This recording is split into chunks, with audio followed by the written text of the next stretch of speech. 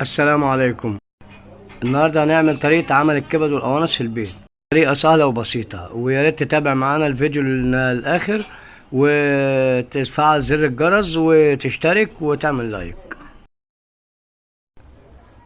بسم الله الرحمن الرحيم. السلام عليكم ورحمة الله وبركاته. أصدقائي الأعزاء، عاملين إيه؟ أخباركم إيه؟ يا رب تكونوا بخير. النهارده هنعمل طريقة الكبد والقوانص بالفريك. طبعا بتجيب الكبد والقوانص، بتنضف طبعا الدهون اللي حواليها اللي هي ملهاش لازمة عشان ما بتبقاش دسمة قوي، وتغسل تحطها في الحلة وتغسلوها غسلة كويسة كده زي ما انتم شايفين كده. نغسل وبعدين نحطها في المصفى تصفي كده،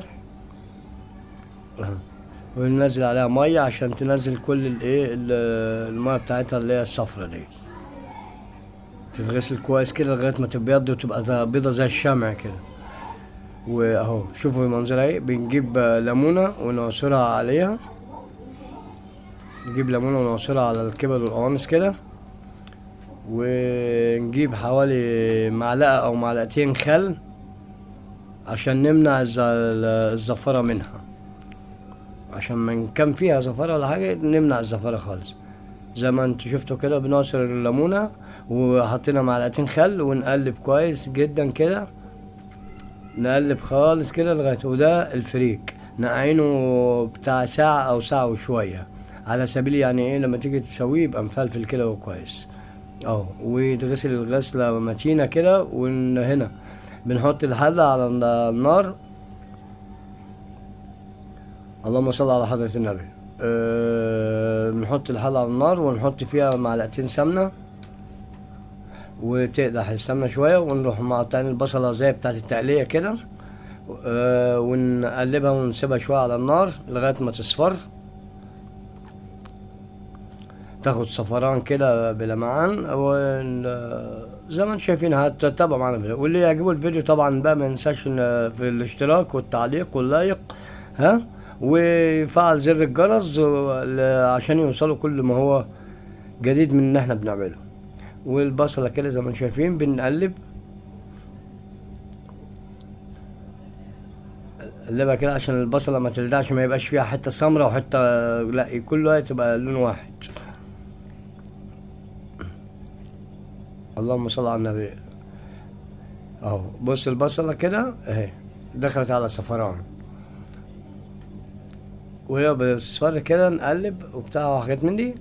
اهو نقلب جاي كويس عشان كلها تبقى ايه لون واحد، ما يبقاش في بصلايه بيضه وبصلايه متحمره وبتاع. وده الفريك اهوت. بعد ما نقعناه طبعا واتغسل كويس بنحطه في المصفى عشان يصفي ميته. وطبعا بيتنقع قبل النقع، قبل ما تنقع الفريك بيتغسل كده، نسيب عليه الميه عشان ينزل كل الميه اللي هي الصفرة اللي قبل كده يعني. تغسل كده. نبدأ نحضر كده زي ما انتم شايفين. وهنا بقى بنسقط الكبد والقوانص فين؟ على البصل، على التقلية بتاعت البصل زي ما حضراتكم كده شايفين.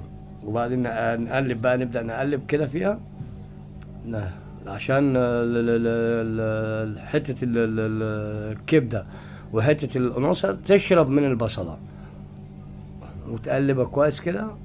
ونبدأ نحط التوابل. ادي واحد معلقة ونص بهارات، معلقة ونص من الصغيرين. ونضيف معلقة كمون وهنضيف معلقة ملح ومعلقة فلفل اسمر.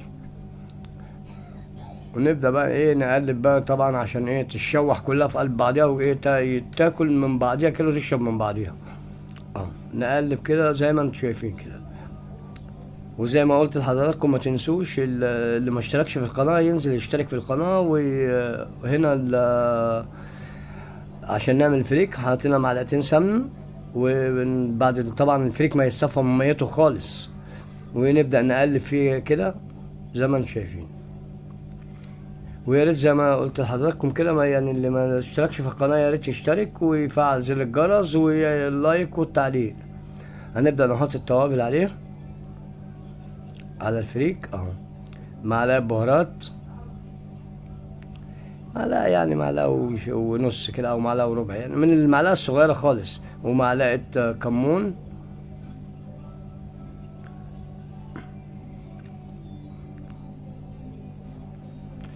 اللهم صل على النبي. ومعلقة ملح، معلقتين، معلقة ونص او معلقتين ملح حسب الرغبة.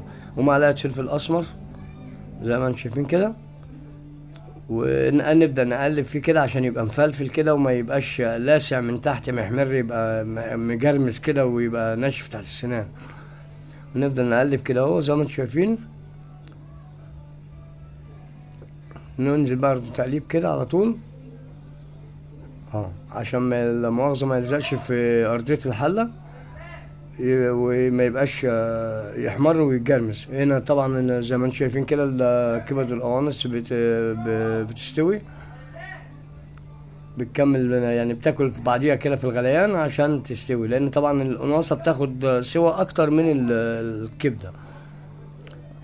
هو عامة انا بنحب القوانص، فعشان كده بكتر من القوانص، ما بكترش من الكبدة. ونقلب كده زي ما انتم شايفين لغاية ما تاخد سوا. ايه رأيكم في السفرة الجميلة ديت؟ غدوة بسيطة وشفا. وما تنساش تشترك وتفعل زر الجرس وتعمل لايك والتعليقات الجميلة بتاعتكم. والسلام عليكم ورحمة الله وبركاته.